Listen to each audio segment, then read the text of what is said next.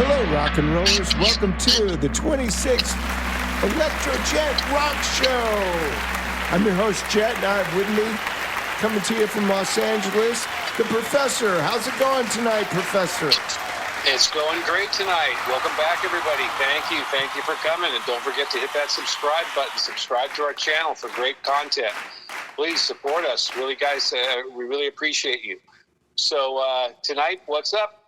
What's up, Jett? What are we doing tonight? We're going to talk about Rush. Rush. Awesome. Yeah, so I remember, back in the day, there was no social media or anything, so what you didn't hear on the radio, you saw about the rock and roll news in like Circus Magazine or Hit Parader, or I think there was one other one I can't think of. Cream, that's right. Yeah. Cream, Hit Parader, and Circus. Yeah, so, you know, we used to read those all the time. And then we started seeing this band called Rush come up a lot. They look pretty cool, look like a rock and roll type band. So next thing you know, we got to go find out what they sound like. So I remember the first time I heard 2112. That was the first time I heard Rush. And I remember exactly where I was, and it blew me away. They almost sounded like I thought they were going to sound. And so I was a big Rush fan. Went and saw them after that. The first gig I could have gone and seen them play at was on the Farewell to Kings album. So I saw them on that tour all the way up through, including Signals. I saw every time they came to LA. So I was a pretty big fan back then. And they were pretty interesting. Although I think the last album that I think is a complete masterpiece would be Hemispheres. After that, maybe not quite so much. I like what Neil Peart called their Baroque period. So what do you think, P.E.? Some of that I would agree. I agree with most of that, I think. But, yeah, I was definitely kind of more of a fan of early Rush. And I think actually you brought me 2112 first time I heard Rush. And I'm like, oh, these guys are great. I go, oh, he plays a Rickenbacker. He's got an SVT. Great. Then I heard his voice. I was like, whoa. As most people are, I think when they hear Geddy Lee's voice for the first time, it's a little different. But the more I listened to them, wow, they're just incredible musicians, obviously. And what they were playing was that heavy rock prog. It wasn't like, kind of weird. It was at times a little bit spacey, kind of that spacey psychedelic-y, but it was, also had a very, had a more of a bluesy feel, I thought, at times.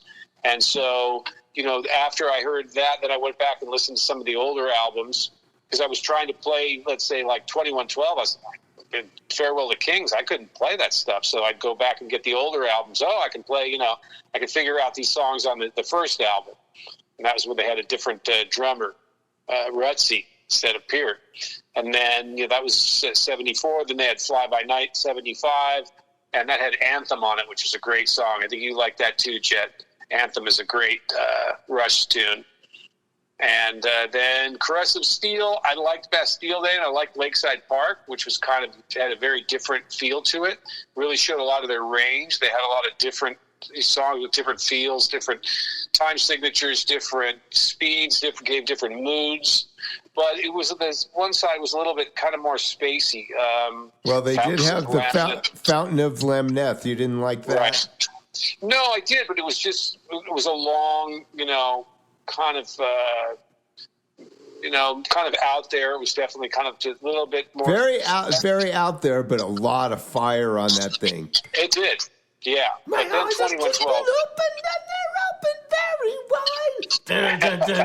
Oh, it's freaking intense. Stuff. Actually, I really like Caress of Steel. I just read recently that Ged doesn't like it, but it's very interesting, as I mentioned before when we talked about them. A lot of stuff might not be so much of in a minor key, like musically, like the backdrop for Alex Lifeson to do his solos over on Caress of Steel album. But he plays bluesy over it and then doubles it or triples it, the notes on the solo. So it's gives it sort of kind of like a dissonance and kind of a friction to it that makes it a really edgy sounding record. So I think it's like kind of underrated. Like I said, Fountain of Lamneth. That thing's got a lot of fire on it, man. Yeah, Rush has a lot of layers to them. They're a very complex band, especially for only being a three-piece, and all super talented. And, especially I'd put Geddy Lee up there, top three rock bass players, maybe one, 1A. What about his singing back then? His singing back then, man, is singing too was inhuman. He's like Greta Van Fleet almost.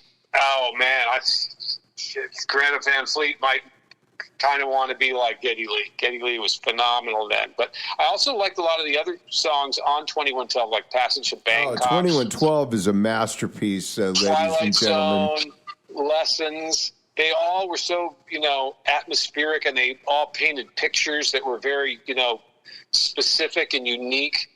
Passage of Bangkok has that feel, like, it's got that exotic feel to it. Twilight Zone has a creepiness to it. Lessons has, this almost scholastic diligence to it. It's just Something for Nothing is super inspirational. They're all those songs are so unique. Oh, it's a masterpiece. Yeah, and then you had All the World's a Stage in '76. That was a great live album. I think that was the second. I think that was the second record I bought. I think the first one I heard 2112, and then I went out and bought it. Blew me away. Then I think I went and got All the World's a Stage just to fill in the highlights of the first three albums that came before 2112 are on there. And then I had a promotional album, Fly By Night, and I didn't get the first album till a little later, or Crest of Steel I didn't get till a little later. I got the first album also as a promotion. But and then what did you feel about Farewell to Kings in '77 with Farewell to Kings and Closer to the Heart? I think Farewell to Kings is a masterpiece, except for Cygnus X-1. Not really my cup of tea. Very spacey. Oh, too high. That was out there. Then hitting the dog note there.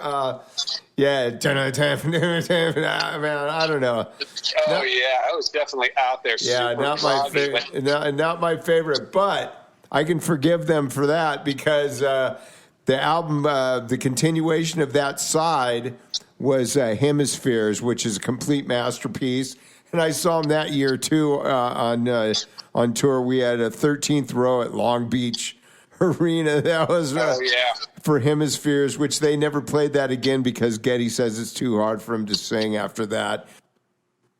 Additional thoughts on Hemispheres, PE? Yeah, I would say, Hemispheres, obviously Circumstances was great. La Via Strangiato was almost like another 2112 in terms of its just overall complexity and just being a huge, symphonic masterpiece. But you also had The Trees, which told really visual and told a very symbolic story, I thought. So, but all those albums are just phenomenal and just great musical masterpieces for sure. Well, Cygnus X-1. This is Jett from Vegas signing off with The Professor. And don't forget to like and subscribe. Rock and roll! Rock and roll!